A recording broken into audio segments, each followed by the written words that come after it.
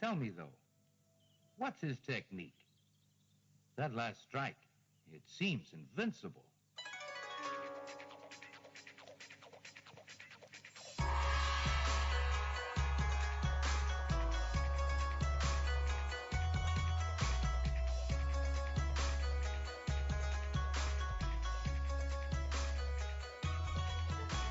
Hello and welcome to Sons of the Dragon, the Immortal Arthas podcast.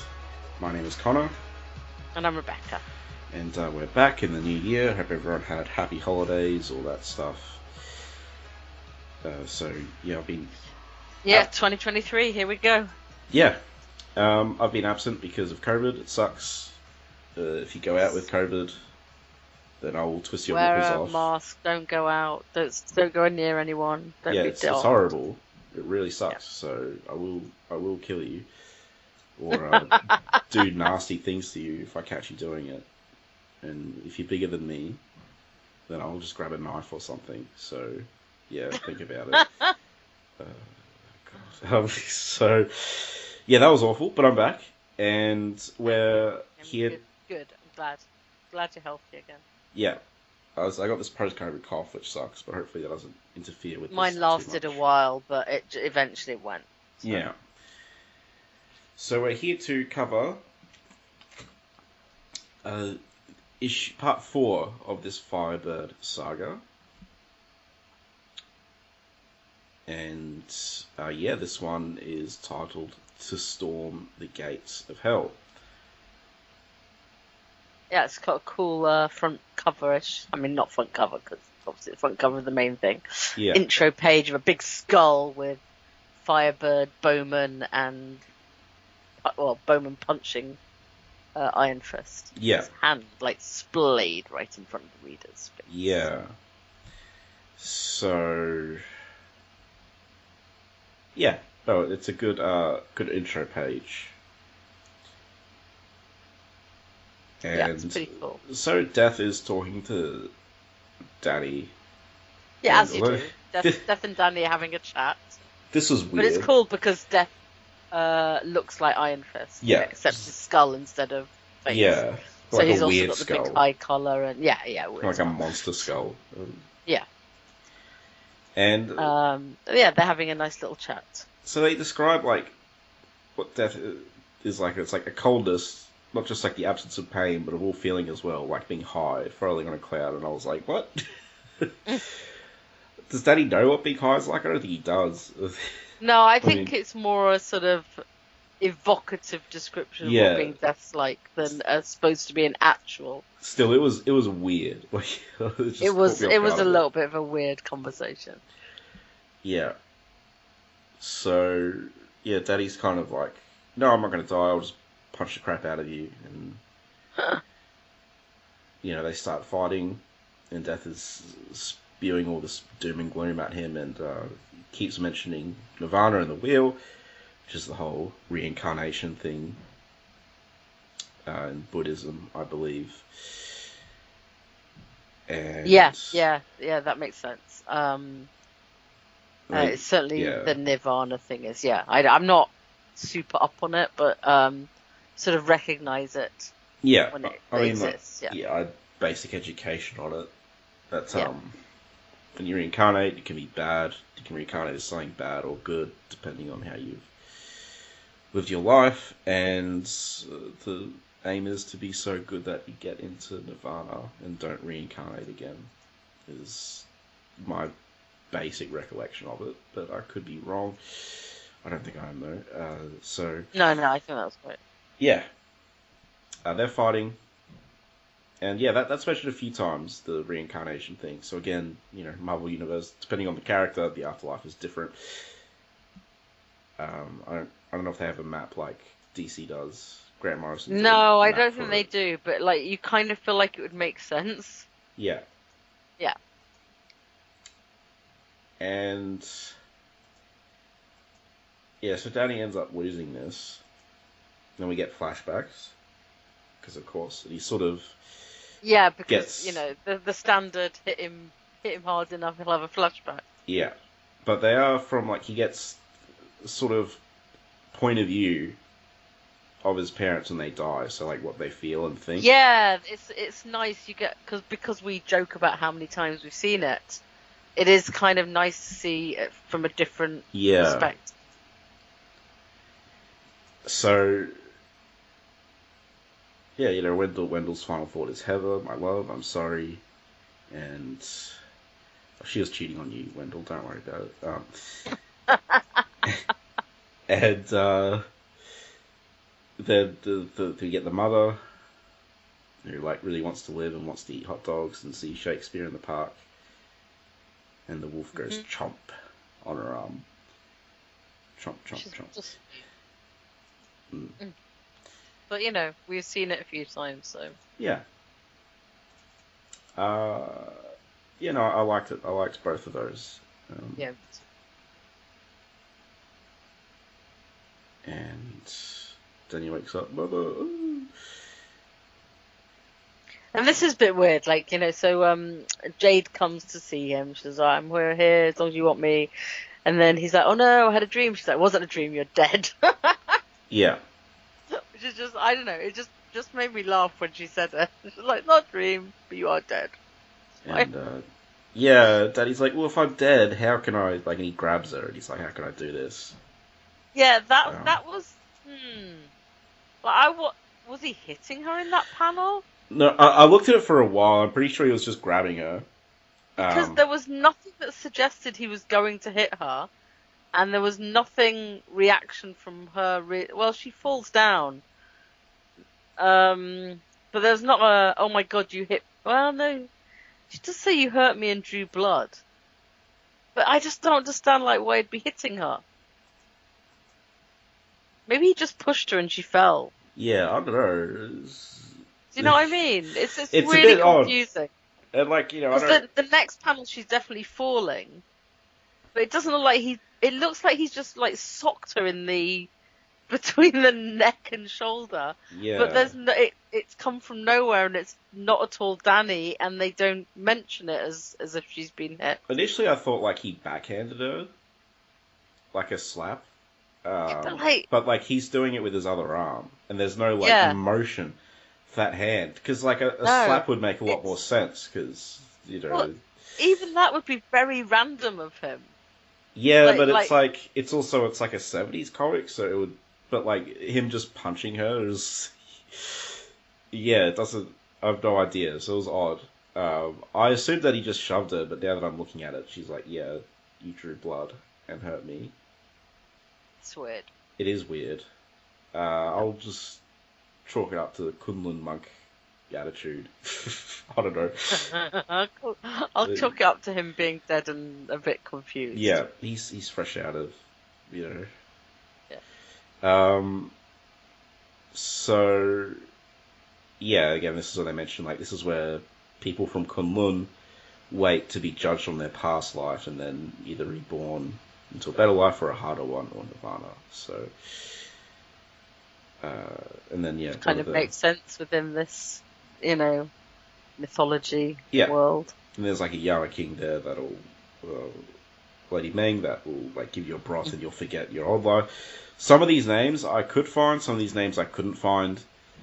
As I mentioned to Rebecca before we recorded, it's possible he got them from like a book. But that book might have had misspellings or something, which is why I couldn't find them. Because I doubt he'd just make them up. That would just be like a lot of effort. You know? I mean, yeah, a lot of effort, but it's pretty cool. Yeah. A lot of names. But yeah, we established Danny is dead. Yeah. And then we get... they really love each other as well. Oh, yeah. We got on about that a lot.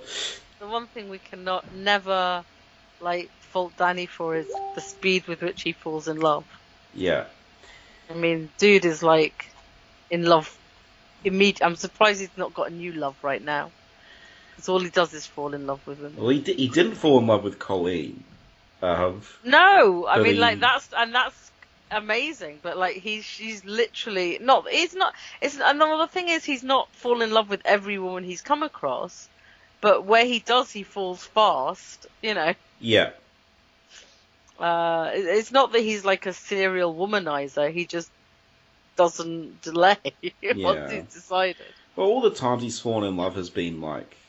Well, also I'm sure a lot of it is supposed to be like show that what being brought up in Kunlun in a very sheltered environment can do to you, and like we know that does happen if that they can like respond to any kindness from someone beautiful as misinterpret their feelings, but there's no misinterpretations here because Jade's all over him. Jade loves him. So, well, I mean, I was thinking about all the times Daddy's fallen in love has generally been in the 70s. And I think it's just kind of normal for characters to just abruptly fall in love because, hey... That's true, yeah, because they didn't want to deal with them having sex without not falling in love first. I wasn't thinking that angle. I was thinking of, they just want to get to the melodrama straight away. Okay. I mean, that's that too. But your mind's in the gutter, that's fine. Is there ever any doubt about it? I mean, like, come on. So we finally get Jade's backstory, which is pretty nifty. Yeah. And we get reference to King Conan's Aquilonia, and we get reference to Kull as well. I know, right? The lot. Yeah. Atlantis as well, And there's an ancient race they talk about that. So like this is, ancient days. Humankind is new. But they're ruled by these elder gods called the Nagarai. And they are... I was worried about that word, because I was worried that if you said it out loud, it might get very close to a word. I noticed that connotation as well, but I think we're fine. No, I think we're fine as well, but I was just like, it's the kind of like, that's the kind of name for something you'd never see now, just because it's a little bit too, and I'm not saying I think they just picked a mythical sounding name, but as I was reading out, I was like going, God, I hope I don't say it, because like, whew. I looked this up, and so this was created by Chris Claremont, and I think it was used in he's used them in his other stuff as well. Okay, cool. There were a race of elder gods created by Sethon, and they're inspired by H.P. Lovecraft. Right. And what was the other thing? Oh yeah, they kind of look like xenomorphs. They do. Yeah. You don't see them in this issue though, do you? Unless I'm missing it. I think I looked them up quickly. Yeah. So that was neat. Because I saw it like on the H.P. Lovecraft wiki, and I'm like, what? And then, but he didn't create them yet. They were just inspired. Which is, cool. And you have the same universe as Conan, where there's some Lovecraftian stuff there too. So it makes sense. Doctor Strange, all that stuff. All that stuff. So yeah, they basically had humanity as slaves. They hunted them for fun and stuff, and they eventually got driven off by the one true God. Yeah, that was interesting. Yeah, it's always interesting when comics kind of reference the Judeo-Christian God. I mean, I'm assuming that especially as like we have so many like pantheons in this that like from like Thor and Hercules and all these other ones. And they would have like it always makes me feel funny when they say the one true God, like but at least but they do say in this one the one true God, some say. So there's a lot of wiggle room there, which I think is my preference for them doing that. Because you're right. Because like the Greek and Norse pantheons, they would have been after these elder gods. Yeah. So, but because I read, as you know, I read Multiversity recently. Yes. And I've reading a lot of DC comics. It's like, well, some comics like the Spectre is the avatar of, like he works for God, basically the Judeo-Christian God. But there's also the Greek pantheon. And then there's like things like that always make me like wonder about comics, but then those are the things where you really do have to just put it to one side and go whatever, Well, then there's Eugenesis and Apocalypse as well. Right, of course. And then, but Grant Morrison, bless him, made a big map and put them all on there, so it works. Is that? Oh, did they? That's in Multiversity, yeah. Oh, I where think I have that map somewhere. I've just never opened it. he does a map of the multiverse. And like the main thing is the overvoid, which Right, I kind remember. of Yeah. creates, or like the multiverse forms within the overvoid. So I guess he would kind of be God, but he's kind of like a blind idiot God. Right. But he has power, like he creates monitors. Anyway, that's all super interesting, but only semi-related to this, so we'll get back to this. And so she gets like stabbed by a bunch of guys just because. Oh yeah, because I skipped This a is why I part. got really confused. I did skip a part. So the one true God drove off the elder gods, and that meant like humans had free will, but they only knew how to behave from what like these Right. Yeah. Yeah. So So they only knew what the elder these gods guys taught are them. after Jade for her luscious body. Yeah. Yeah, but then they stabbed her, I think, because she keeps mentioning like all this horrible pain. We don't see a stab wound, but she talks about it. Yeah, it's kind of, that was the bit that confused me. Sorry, they're not elder gods; they're elder spawn, one of the elder races.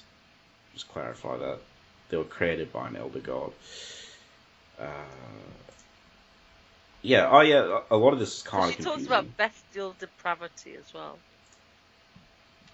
God, Seathon looks lame. Yeah. Wow. Oh dear. So, anyway, yeah, she's dying in this cave,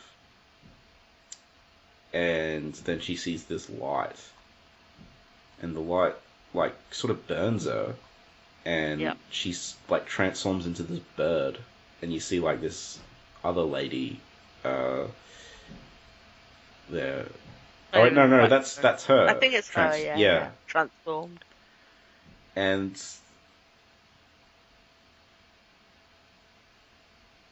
it's like, well, everything that's good about humanity is the Firebird. Yeah, she goes blind as well, which explains like her white eyes will they get burned out. I don't think she is blind though, but no, I think you're right. I think it just to explain the white eyes. Yeah. So yeah, as you said, the mystical embodiment of all that is good and decent and noble in humankind, that are the best humanity's soul. But if she dies, then humans will degenerate, I guess, and regress. That's clearly what's happening now. Yeah. And they're, both like, oh, I love you, I can't bear it. Yeah. A lot of melodramatic, like, oh my god.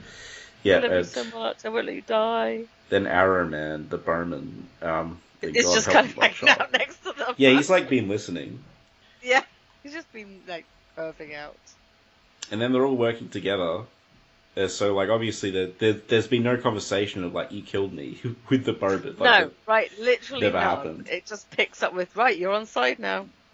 And we don't even get a proper explanation of why he killed him, but again, the last issue I think we sort of put it together that he needed to be dead to help out properly. So yeah.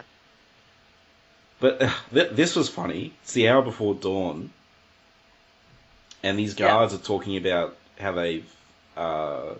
This is so weird. Like, where are we? Aren't we in the afterlife? Weird. Like, we have no idea. There's just these random guards, and they're dressed like the people who attacked Jade. Yeah. Kind of. And it's very confusing. And then there's just this epic kind of. The most. Oh, we're gonna trap you. No, Danny's gonna come out and fight us. The most confusing thing about this is it's about this woman, which I guess they sexually assaulted or they killed. I don't know. But like she was walking her dog, and I'm like, wait a minute, do people like walk their dogs in this realm of the afterlife? Just like it's so random. That was like, very I got strange so to me. confused by this entire conversation. Yeah, but I like the guard who's like, will you guys shut up with your degeneracy? I want to watch the sunrise. It's a beautiful time of day. Yeah, that made me laugh. Sweet. Yeah. Yeah, see, not all goons. Not all goons are mindless goons. Yeah. Mindless criminals, some are Some philosophers. like to watch the sunrise. Yeah. So they really gotta... Danny's really gotta get up there without raising the alarm. They stress that. And one of them says buxom wench. Because you have to get buxom wench in. Yeah. Oh, yeah, because the other guy's like, Petter, you're disgusting. Have you no sense of nature's beauty? Not unless it walks on two legs. This is some of the... Clearly doesn't like the dog. Some of the better guard banter, to be honest, as well as being extremely... No, it is very funny, because it made me laugh so much. So it's like, Yeah. perfect. It's different if you just get annoyed by it, but this was actually genuinely funny. It was just so random in the middle of everything. The dog, what the... Aren't we in hell? Like, anyway, I guess dogs have here too. I'm not sure. Maybe they both... Apparently they do. Maybe they got hit by a bus or something and they woke up in the... But wait, they're in Kunlun. There's no buses in Kunlun. Anyway. Don't overthink this. Don't overthink this. So Danny shows up in one page and annihilates them. And that's cool. He's mad because he overheard their conversation about, whatever they did to the woman with the dog. And he's like, he lost my temper and he hit them too hard. And he's like, with my skill, losing control like that could kill somebody. And I like the reason he's concerned is because Lei Kung said the mark of a true warrior is that he never kills unless he chooses to, but never by accident. And I'm like, yeah, man, yeah, I like right that. on. That's a good lesson, Lei Kung. If I'm going to kill someone, it's going to be deliberate. It's not like the superhero code or whatever. It's going to be for going out with COVID. Yes. Oh, right on time. So, right. So then Daddy climbs the wall. Yeah, with and his ninja wall climbing trick. Yeah, and Byron's like, you got to teach me that. If only it was that Did we easy. know he had a ninja wall climbing clip? Apparently he does. Probably. We see it climb. Sure, he's very nimble. Yeah. So, Iron Fist is supposed to hold the main gate open, and then Jade and Bowman go to the Citadel to rescue her soul, and Bowman's going to fight Dasha Khan. And Jade's like, can I have a run with Iron Fist? And Bowman's like, there's no time. We're in the end game here. So you guys already had your moment in the... Yeah, exactly. It's like, can you stop just wanting a moment with Iron Fist, Jake? Yeah. And then one of the guards wakes up and slashes Bowman in the back. Yep. And Danny does a wheel kick to take him out. Which I always had trouble with wheel kicks. Well, you're not Iron Fist. That's true, I'm not. Yet. Well... I'm just remaining hopeful for you. Yeah. I might wear some... I don't know. I need some sort of fire suit when I fight the dragon. That's the only problem. But I don't know if it's cheating if I use technology. So, but yeah, so it's just a flesh wound for Bowman. But he says even being slightly injured hurts his odds too much to fight Dasha Khan. And Iron Fist is like, come on, man, you're not that hurt. And which is a bit weird because I thought Iron Fist would be like, yes, I'll fight him, straight away. But he does say it's just a flesh wound, which is very Monty Python. Yeah, Jade starts going in lots of pain, and Bowman's like, no, you got to go now, no argument. So Daddy and Jade go off. Daddy carries Jade off, and Bowman's like, I've been honed by centuries of warfare. I might have beaten Dasha Khan, but you won't. So he's lost hope. Yeah. He thinks Danny can't beat him, and Danny's dragon friend is missing in that panel. I don't know if it is in the book. I can't check because it's too dark. I'll try and check. Yeah, I'm not reading it from the book either. Let's see. It's 22.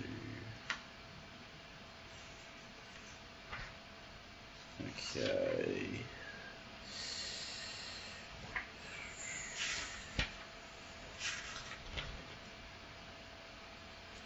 Missing in the book as well. Alright. Okay. So, yeah, Jade starts to feel better than Danny. She's like, I think you're a better champion than Bowman, my love. I believe in you. I'm honoured. Such dicks. And Jade goes...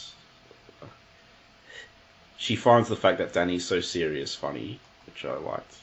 Yeah, I like that as well. Because he is very serious. Yeah. At this point, anyway. Yeah. You know, he's not doing any quips. And, you know, there's the River of Hell, the Bridge of Pain. They got to cross. And then Silver Dragon shows up again. They haven't been around for a bit. Yep.